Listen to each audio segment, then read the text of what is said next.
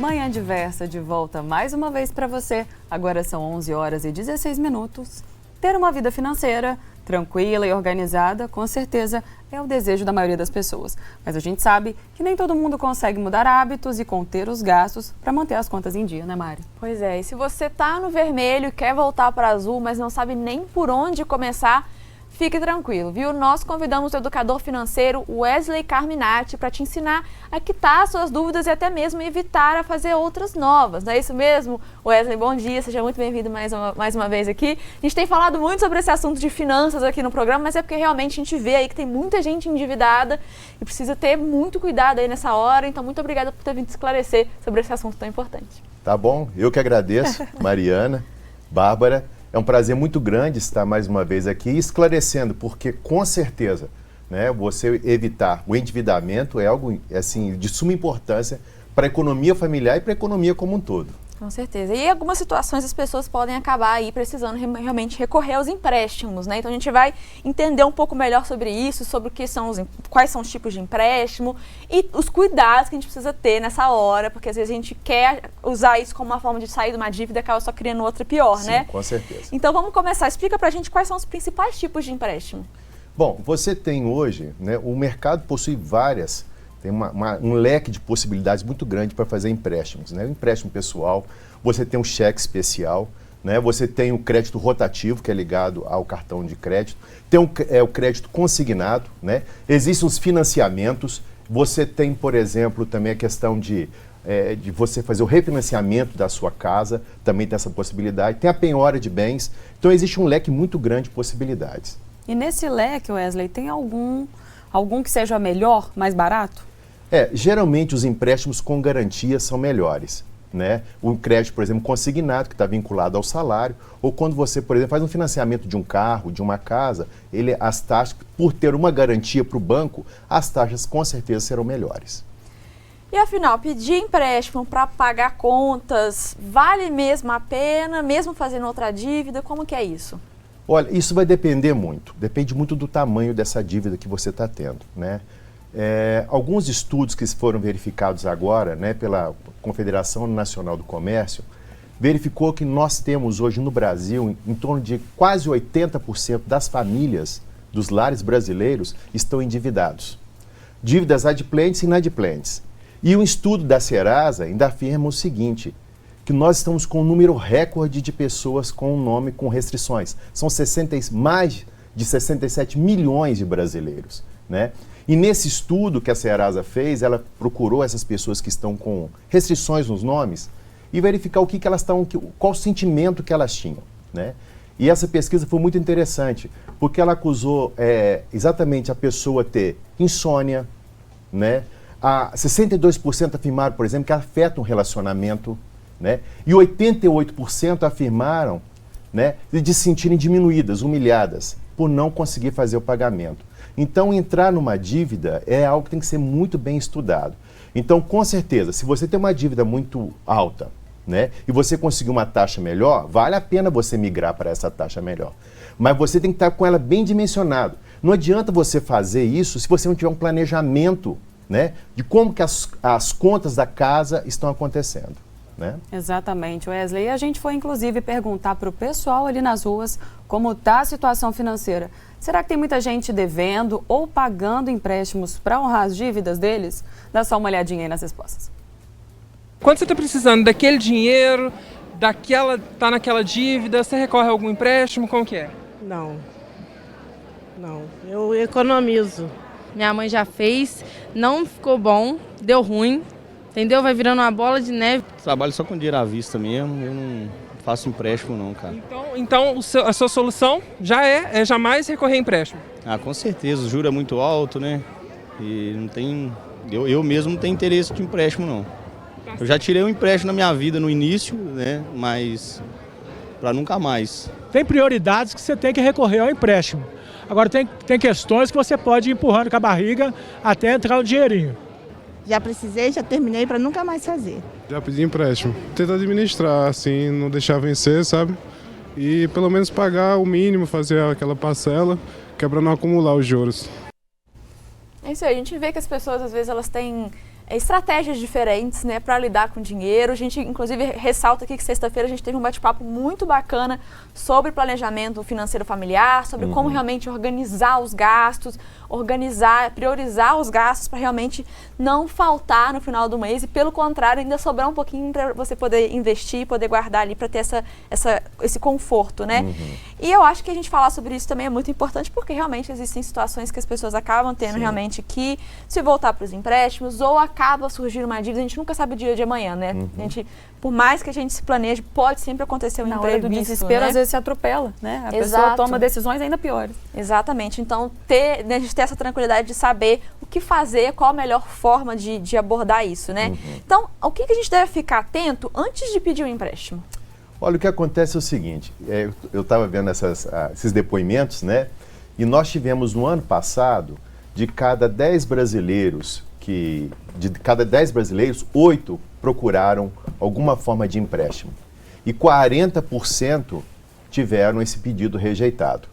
Então, essas pessoas têm a tendência, automaticamente, no desespero, de recorrerem a situações mais complicadas de você conseguir um empréstimo, que é o empréstimo muito alto, muito caro, né? Então, por exemplo, você não está tendo facilidade no banco te oferecer, aí você recorre a uma financeira ou você recorre a uma outra situação onde os juros serão mais altos ainda. Então as pessoas têm que tomar muito cuidado, e isso sem contar nos golpes que existem por aí.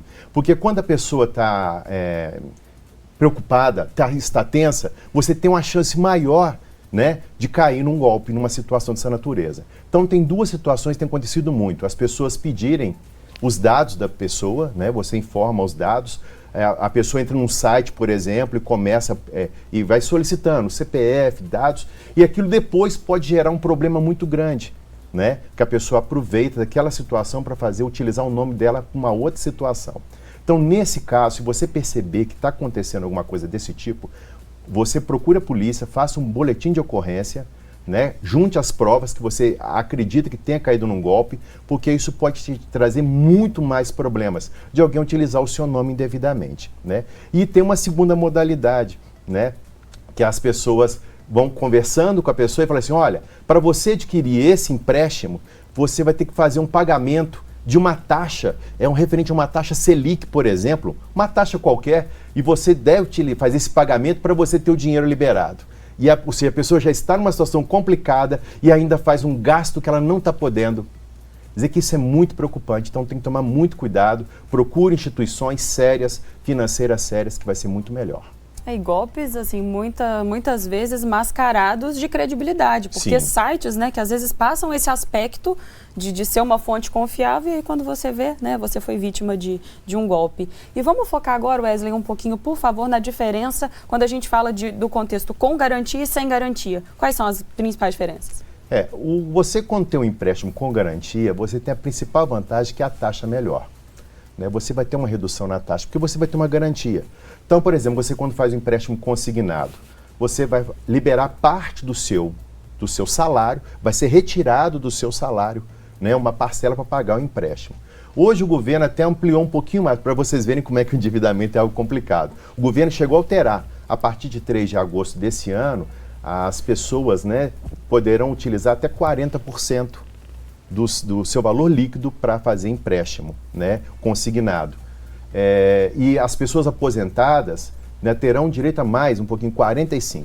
Até a modalidade das pessoas que estão com Auxílio Brasil está sendo agora regulamentada, a partir de outubro, com certeza deverá sair, a liberação de 40% também.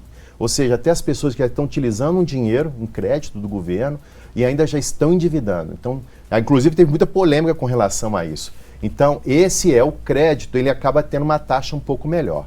Agora, quando você não tem garantia nenhuma, que é o empréstimo pessoal, que é o cartão de crédito, aí os juros realmente vão ser muito complicados. É já aquele caso ainda mais crítico, né? O caso mais crítico, com certeza. Você falou aí de crédito consignado e crédito pessoal, que são dois termos aí que estão muito presentes nesse mundo aí, né? O que caracteriza cada um deles? Consignado, pessoal, porque existem vários tipos para cada, né? Sim. O consignado é exatamente esse, quando você utiliza, né, você procura a instituição financeira, você tem uma aposentadoria, por exemplo, você recebe pelo banco, então o banco automaticamente vai tirar um valor, então é uma garantia que o banco tem. Então é um pagamento feito de forma indireta.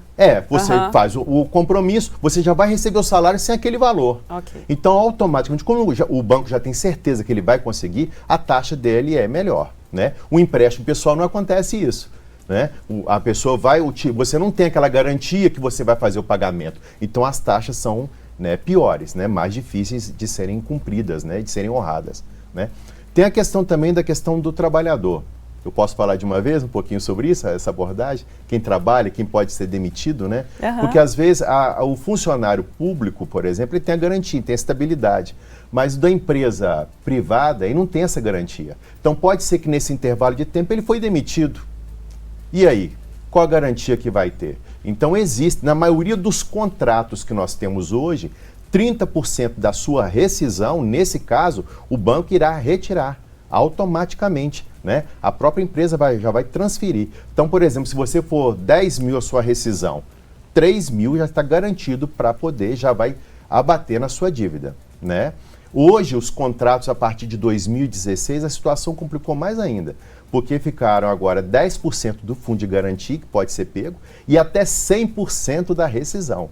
Então, quando fizer um consignado, né, você está utilizando o valor, você é empregado da empresa privada, tem que ficar muito atento com relação a essa situação.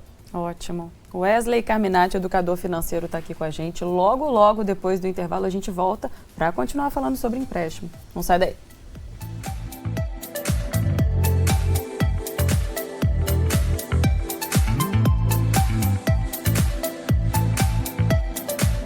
Obrigada, Vitor. E agora a gente volta com o nosso bate-papo com o educador financeiro Wesley Carminati para falar sobre empréstimo. E aí eu vou voltar naquela nossa última pergunta que falava de empréstimo consignado. Wesley, é possível fazer mais de um consignado de uma vez só?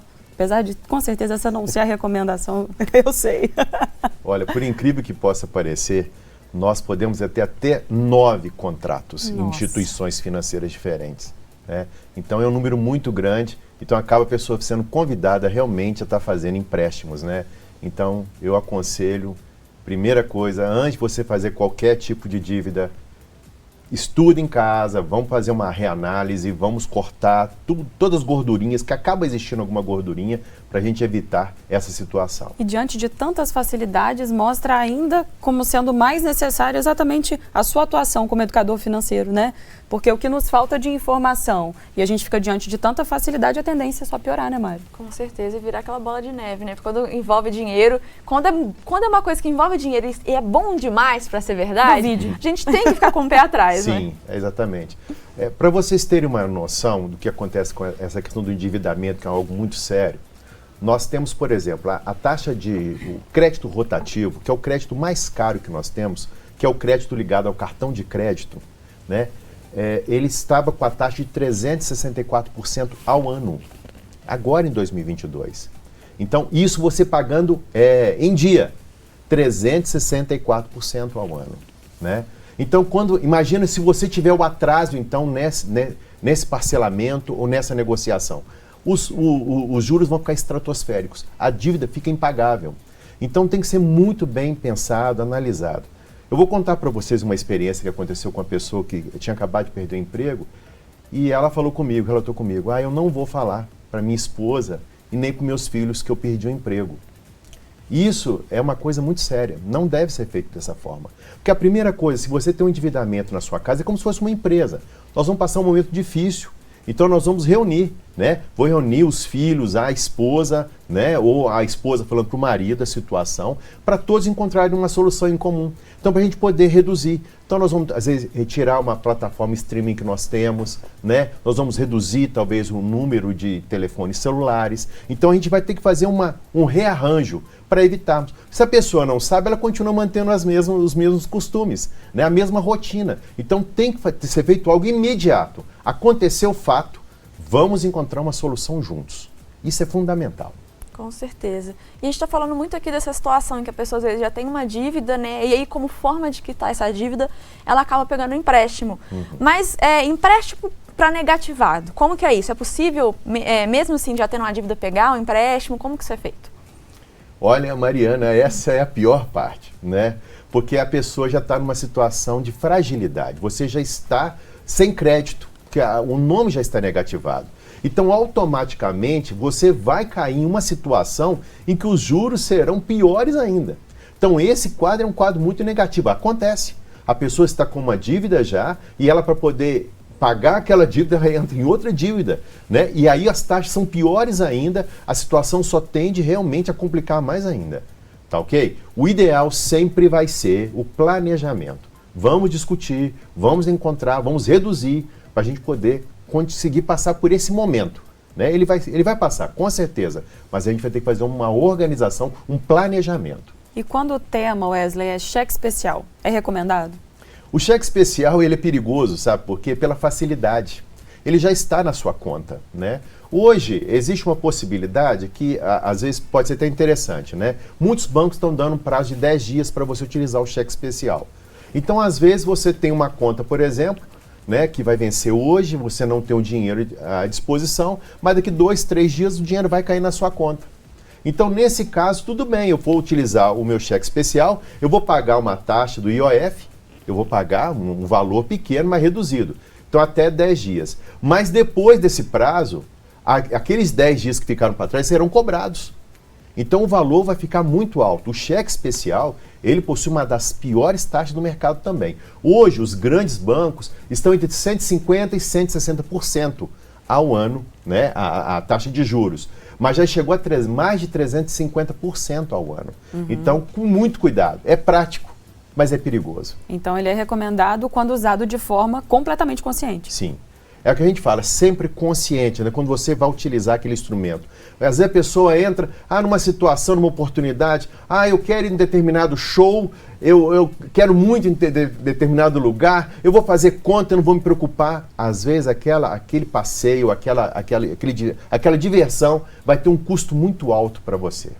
Com certeza. A gente está falando aqui da importância de ter essa consciência, né, de ter esse cuidado. E para isso a gente precisa saber, né, entender as coisas. E muita gente não sabe que o cartão de crédito, por exemplo, é um tipo de empréstimo, né? Então, quais conselhos aí que você dá para a gente saber usar o cartão de crédito, que é algo presente na vida da maioria das pessoas, sem isso virar uma dívida? Quais cuidados a gente deve ter?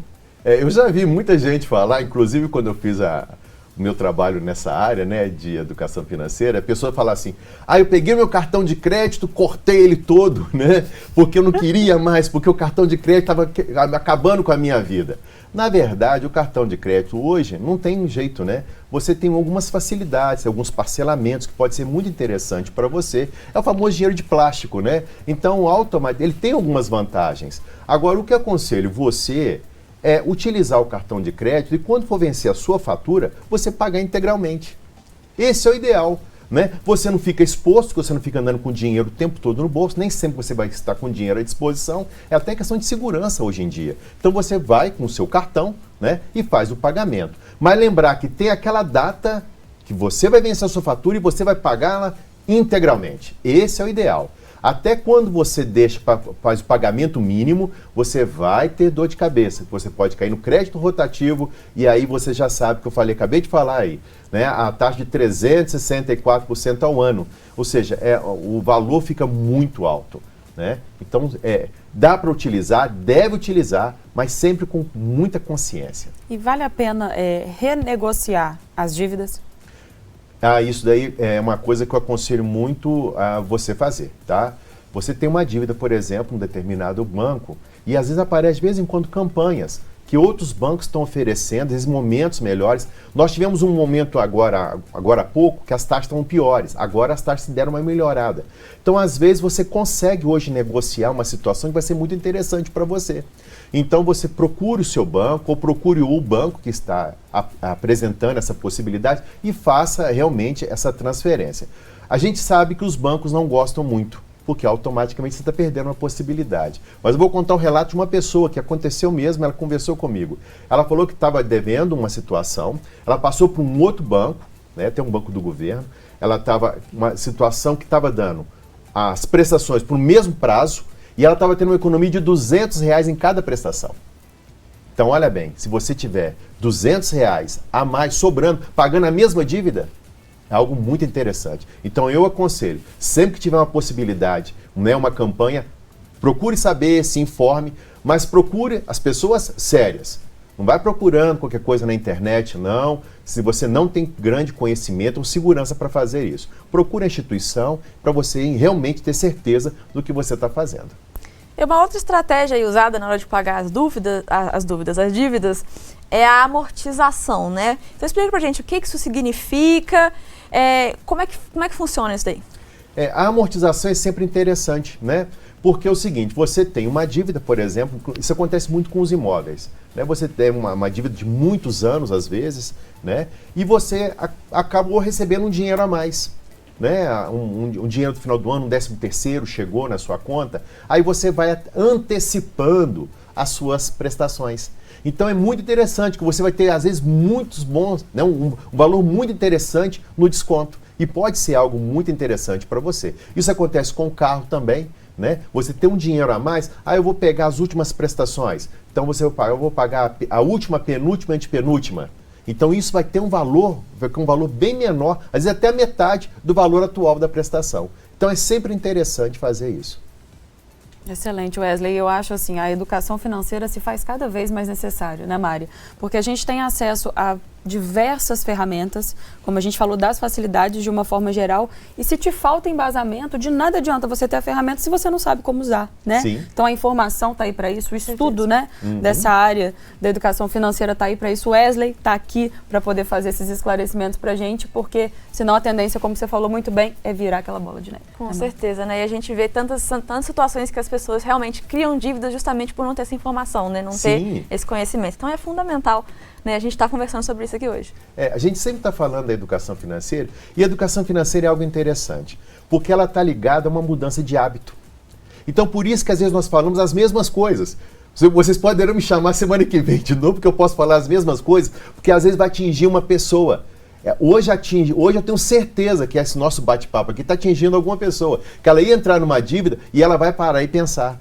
Então é uma questão do hábito, da facilidade que nós temos hoje, né? Nós temos um aplicativo, né, de automóvel, de alimentação, então é muito fácil você chamar aquela situação, hoje eu vou fazer um gasto aqui, mas aquele gasto pode interferir depois e faltar dinheiro para alguma coisa, né? Em épocas de campanhas, nós estamos com dinheiro com custo muito elevado, que o dinheiro hoje em dia é um artigo caro, né? Nós estamos falando disso. Então é sempre muito bom a gente estar com tudo bem organizado, planejado e mudando esses hábitos.